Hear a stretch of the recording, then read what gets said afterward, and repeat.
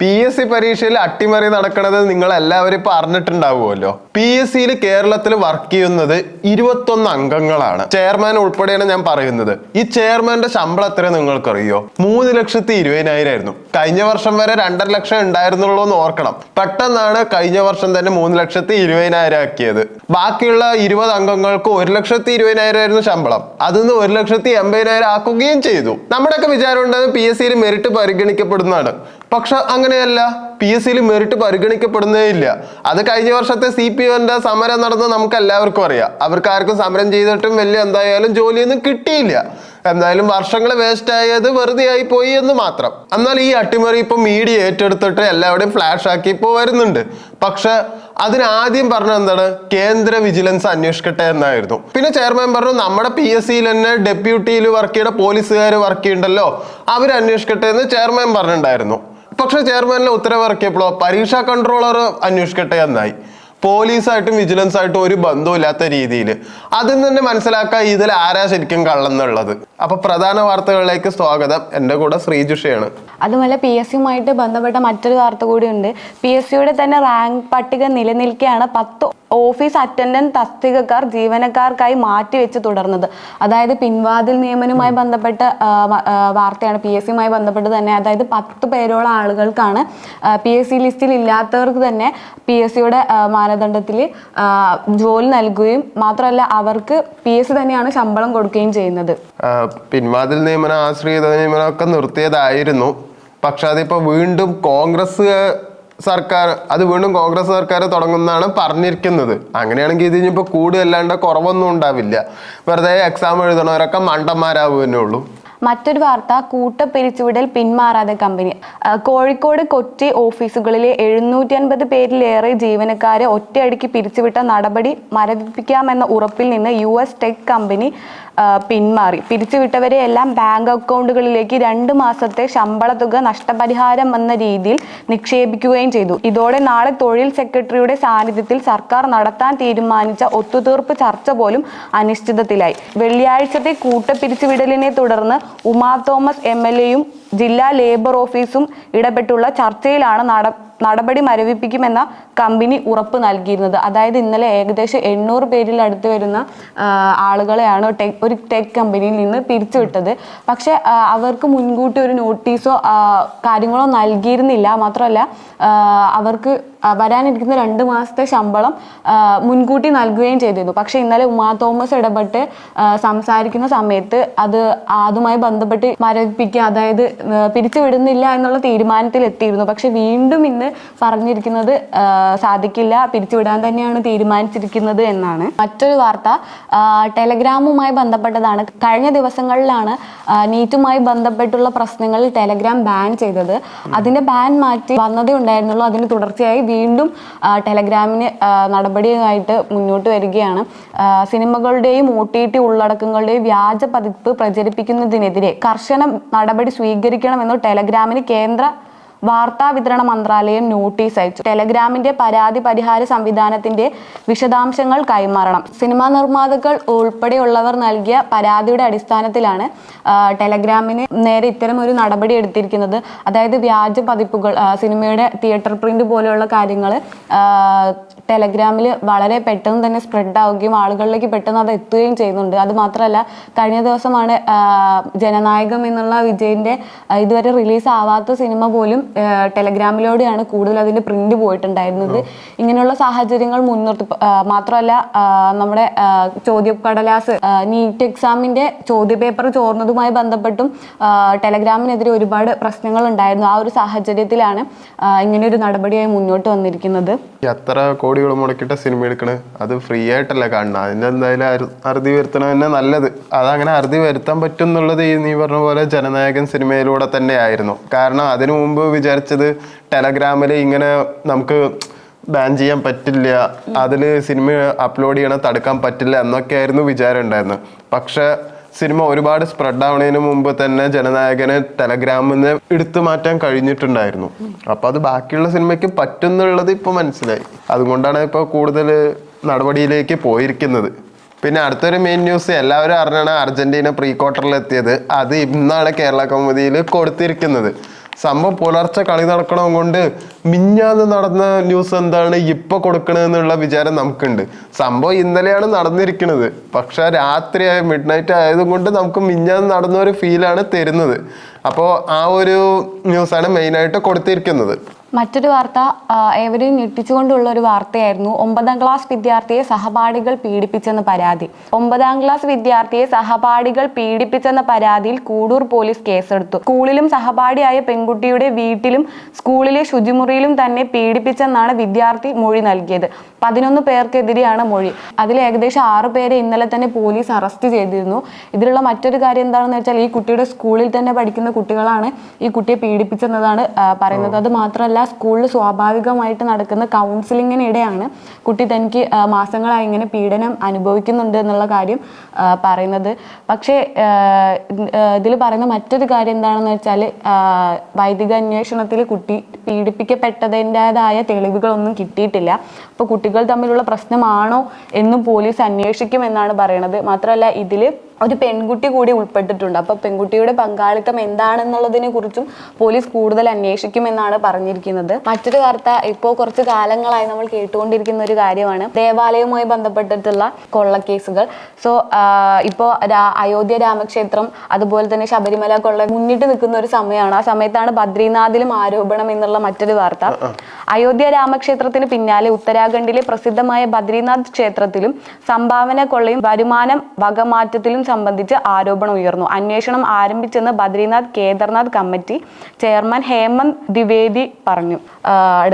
ഇനി വീണ്ടും വരും ദിവസങ്ങളിൽ ഇതുപോലെയുള്ള ഏറെ ആളുകൾ ഇങ്ങനെ ഒഴുകിയെത്തുന്ന ആരാധനാലയങ്ങളിൽ വീണ്ടും തട്ടിപ്പ് കേസുകൾ ഉയർന്നു വരുമോ ഇല്ലയോ എന്നുള്ളത് കണ്ടു തന്നെ അറിയേണ്ട സാഹചര്യമാണ്. ഈ ബദ്രീനാഥ് ക്ഷേത്രത്തിന് പ്രത്യേകത ഉണ്ട്, നമുക്കറിയോ? 6 മാസം മഞ്ഞിൽ മൂടിക്കൊടുക്കും മൊത്തത്തില്. ആ സമയത്ത് നമുക്ക് അങ്ങോട്ട് പെർമിഷനും ഇല്ല, പോവാനും പറ്റില്ല, മഞ്ഞല്ലേ മൊത്തത്തില്. പിന്നെ മഞ്ഞൊക്കെ മാറിയിട്ടാണ് അത് തുറക്കുക. അപ്പോൾ ഈ 6 മാസം അതിൻ്റെ ഉള്ളില് വെറുതെ അടച്ചിടുകയല്ല ചെയ്യുക, ഒരു വലിയ ദീപം കത്തിച്ചു വെക്കും. ആ തീയില്ല 6 മാസവും കത്തിക്കൊണ്ടിരിക്കും, അത് കെടില്ല. അങ്ങനെ ഒരു പ്രത്യേകത ബദ്രീനാഥിനുണ്ട്. പിന്നെ അങ്ങോട്ട് പോവാന്ന് പറഞ്ഞാൽ ഭയങ്കര പ്രശ്നമാണ്. ഇപ്പൊ ഹെലികോപ്റ്ററിലൊക്കെയാണ് കൊണ്ടുപോകുന്നത്. നടന്നു പോണവരൊക്കെ ഉണ്ട്, പക്ഷെ നടന്നു പോവാന്ന് പറഞ്ഞാൽ പറ്റില്ല, എല്ലാവരും കൊക്കയിലേക്ക് വീഴുകയാണ് ചെയ്യണത്.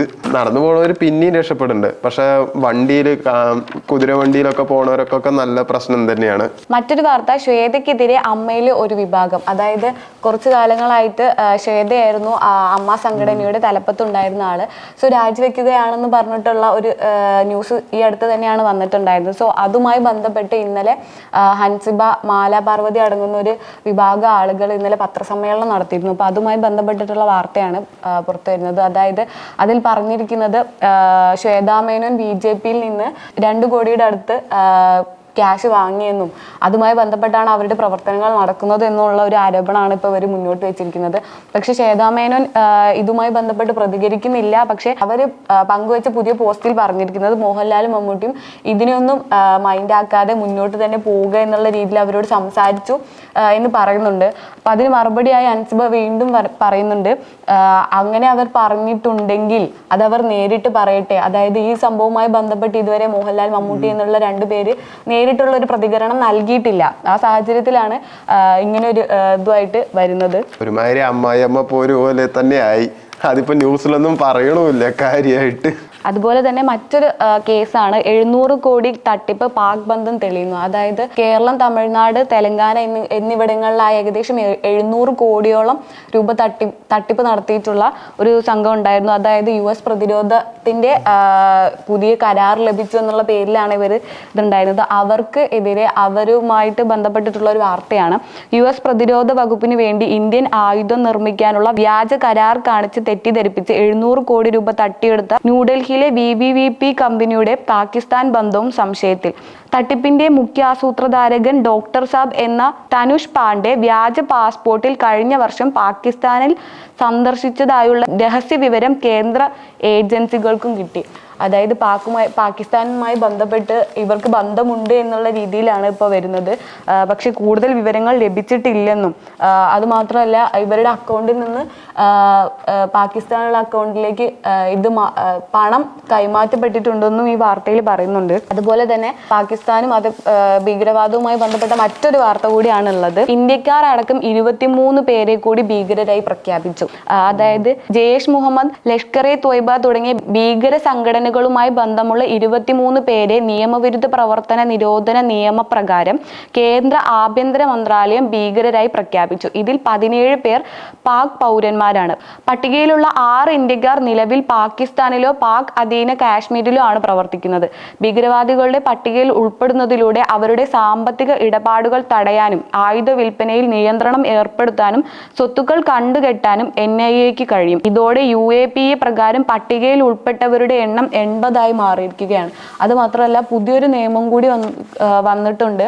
അതായത് മുൻപ് ഒരു സംഘടനയാണ് കേന്ദ്രത്തിന് ബാൻ ചെയ്യാൻ പറ്റിയിട്ടുണ്ടായിരുന്നത്. പക്ഷെ ഇപ്പോൾ അത് ഒരു വ്യക്തിയിലേക്ക് ചുരുങ്ങി, ഒരു വ്യക്തിയെ ബാൻ ചെയ്യുക അല്ലെങ്കിൽ അവരെ തടയുക, അവർക്കെതിരെ കേസെടുക്കുക എന്നുള്ളൊരു സാധനമാണ്. അതായത് ഇങ്ങനെ ഒരു സംഘടനയെ തടയുമ്പോൾ അവർ പുതിയ സംഘടനകളുമായിട്ട് പുതിയ ആളുകളെ വെച്ചിട്ട് വേറൊരു സംഘടന തുടങ്ങും. അത് വീണ്ടും നമുക്ക് പ്രശ്നങ്ങൾ തന്നെയാണ്. അപ്പോൾ ആ ഒരു സാഹചര്യത്തിലാണ് പുതിയ ഭേദഗതിയായിട്ട് കേന്ദ്ര സർക്കാർ വന്നിരിക്കുന്നത്. അതായത് വ്യക്തികൾക്ക് നേരെയാണ് ഇപ്പോൾ വ്യക്തികളെയാണ് ഇപ്പോൾ ഭീകരരായി പ്രഖ്യാപിച്ചിരിക്കുന്നത്, ഭീകര സംഘടനകളെയല്ല. പുതിയ ഭേദഗതിയിൽ എന്താണെന്ന് വെച്ചാൽ ആദ്യമൊക്കെ ഭീകര സംഘടനകളെ ആയിരുന്നു ഭീകരരായി പ്രഖ്യാപിച്ചിരുന്നത്. പക്ഷെ ഇപ്പോൾ ഓരോ വ്യക്തികളെയുമാണ്, അതായത് അതിലടങ്ങി ഒരു സംഘടനയിലുള്ള വ്യക്തികളുടെ പേരടങ്ങുന്ന ആളുകളെയാണ് ഭീകരരായി പ്രഖ്യാപിച്ചിരിക്കുന്നത്. ഇതോടെ അവർക്ക് പുതിയ സംഘടനകൾ നിർമ്മിക്കുന്നതിലും അതേപോലെ തന്നെ ആ പേരിൽ തുടരുന്നതിലും ഉള്ള പ്രശ്നങ്ങൾ, ആ പേരുമായി മുന്നോട്ട് പോകാനും അതുപോലെ തന്നെ രാജ്യത്തുണ്ടാകുന്ന ഒരുപാട് ഭീകരാക്രമണങ്ങൾ തടയാനുള്ള ഒരു നല്ല നിയമം തന്നെയായിരിക്കും ഇത്. അതുപോലെ തന്നെ ഭീകരവാദവുമായി ബന്ധപ്പെട്ട മറ്റൊരു വാർത്ത കൂടിയുണ്ട്. പഹൽഗാം പോസ്റ്റിൽ ഇന്ത്യക്കാർ ഇനിയും മരിക്കുമെന്ന് കമന്റ്, യുവാവ് അറസ്റ്റിൽ. അതായത് പഹൽഗാം ഭീകരാക്രമണത്തിൽ വീരമൃത്യു വരിച്ച രാമചന്ദ്രന്റെ മകളുടെ വീഡിയോയ്ക്ക് താഴെ വിവാദ കമന്റിട്ട് യുവാവ് അറസ്റ്റിൽ. എറണാകുളം നോർത്ത് പറവൂർ സ്വദേശി മുഹമ്മദ് സനൂബിനെയാണ് പോലീസ് അറസ്റ്റ് ചെയ്തത്. സൗദി അറേബ്യയിൽ നിന്ന് നാട്ടിലെത്തിയ ഇയാളെ കരിപ്പൂർ അന്താരാഷ്ട്ര വിമാനത്താവളത്തിൽ വെച്ച് എയർപോർട്ട് പോലീസ് കസ്റ്റഡിയിൽ എടുക്കുകയായിരുന്നു. ഇന്ത്യക്കാർ ഇനിയും മരിക്കും എന്ന് പാകിസ്ഥാൻ അനുകൂലവും രാജ്യവിരുദ്ധവുമായ കമന്റാണ് ഇയാൾ പോസ്റ്റിന് കീഴിലിട്ടിരുന്നത്. ഇതുമായി ബന്ധപ്പെട്ടാണ് ഇയാളെ അറസ്റ്റ് ചെയ്തിരിക്കുന്നത്. എവിടെ ഇരിക്കണത്, എവിടെ എന്താ പറയണത്? സ്വന്തം നാട്ടിലിരുന്നിട്ട് സ്വന്തം നാട്ടിനെ സപ്പോർട്ട് ചെയ്യേണ്ട ഒരു നാടേ കാണാത്ത ഒരു സ്ഥലത്തിനെ സപ്പോർട്ട് ചെയ്യുക പറയണത് ഏറ്റവും വലിയ ചെറ്റത്തരാണ്. അവരെയൊക്കെ വെടിവെച്ച് കൊല്ലുക തന്നെ നല്ലത്. പിന്നെ നേരത്തെ ശ്രീഷ ഭീകരവാദത്തിനെ പറ്റിയിട്ട് പറഞ്ഞിട്ടുണ്ടായിരുന്നല്ലോ.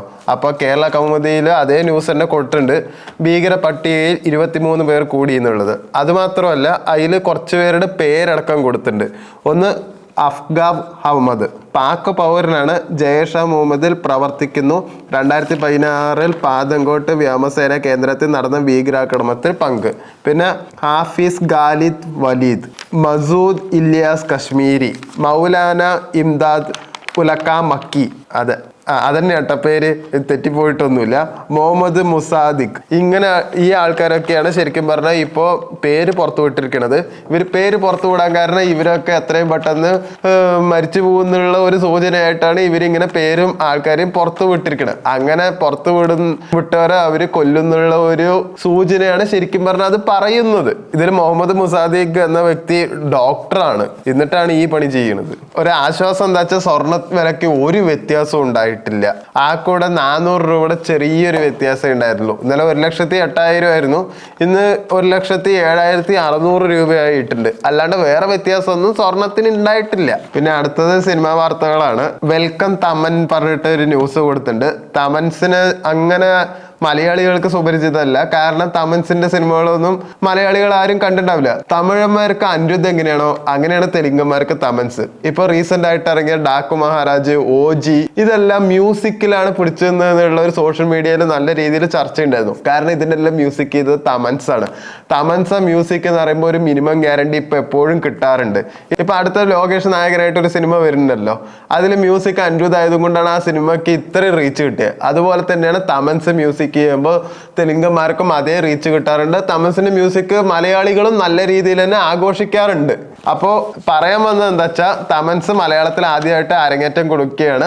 അവിടെ സുരേഷ് ഗോപിയുടെ ഒറ്റക്കൊമ്പൻ സിനിമ കുറേ നാളായി അത് ഷൂട്ട് തുടങ്ങണു മുടങ്ങണു. കേന്ദ്രമന്ത്രി ആയതും കൊണ്ട് ഒരുപാട് ലീവ് കിട്ടാത്തതുകൊണ്ടാണ് 4 വർഷമായിട്ടും ആ സിനിമ ഇങ്ങനെ ഷൂട്ട് മുടങ്ങണത്. അത് മാത്രമല്ല കടുവ സിനിമയുടെയും ഒറ്റക്കൊമ്പന്റെയും കഥ ഒന്നാണ്. ആ ഒരു കടുവ കുന്നിൽ കറിയച്ചന്റെ കഥയാണ് ഈ 2 സിനിമയിലും പറയുന്നത്. അപ്പൊ കടുവ ആദ്യം ഇറങ്ങണവും കൊണ്ട് ഈ സിനിമയുടെ കഥയും മാറ്റേണ്ടി വന്നു. അതുകൊണ്ടാണ് ഇത് ഇത്രയും ലാഗായത്. ഇപ്പൊ അതിന്റെ പോസ്റ്റ് പ്രൊഡക്ഷൻ വർക്കൊക്കെ നടക്കുകയാണ്. എന്തായാലും ഈ വർഷം ഇറങ്ങുന്നാണ് പറയുന്നത്. വേണിച്ചത് മിക്കവാറും നീട്ടാനും സാധ്യതയുണ്ട്. എന്തായാലും മ്യൂസിക് തമൻസ് ആണ്. തമൻസ് മ്യൂസിക് ചെയ്യുമ്പോൾ ആ സിനിമയുടെ മേക്കിംഗ് സ്റ്റൈൽ നിങ്ങൾക്ക് മനസ്സിലാവും. എങ്ങനെയായാലും ഒരു തെലുങ്ക് ചായവ് ആ സിനിമയ്ക്ക് നല്ല രീതിയിൽ തന്നെ കാണും. അപ്പോൾ അതൊരു തിയേറ്റർ സിനിമ ആവാനാണ് അപ്പൊ സാധ്യത. തിയേറ്റർ സിനിമയാണല്ലോ അല്ലെങ്കിലും. അപ്പൊ അതുവരെ എന്തായാലും സുരേഷ് ഗോപി ഫാൻസിനും മലയാളികളും നല്ലൊരു ആഘോഷം തന്നെയായിരിക്കും ഈ സിനിമ. പിന്നെ അടുത്ത സ്പോർട്സ് ന്യൂസ് ആണ്. ഇന്ന് ഫ്രാൻസിന്റെ കളി ഉണ്ടാവുന്നതാണ് ഇതിൽ കൊടുത്തിരിക്കുന്നത്. പക്ഷെ അങ്ങനെയല്ല, ഫ്രാൻസിന്റെ കളി കഴിഞ്ഞു. പ്രാഗായിട്ട് 1 ഗോളിന് എന്തായാലും ഫ്രാൻസ് ജയിച്ചിട്ടുണ്ട്. എംബാപ്പെ തന്നെയാണ് ഗോള് അടിച്ചതും. ഇന്നത്തെ പത്രവാർത്തകൾ ഇവിടെ അവസാനിക്കുന്നു. വീണ്ടും പത്രവാർത്തകളുമായി നാളെ കാണാം. നന്ദി, നമസ്കാരം.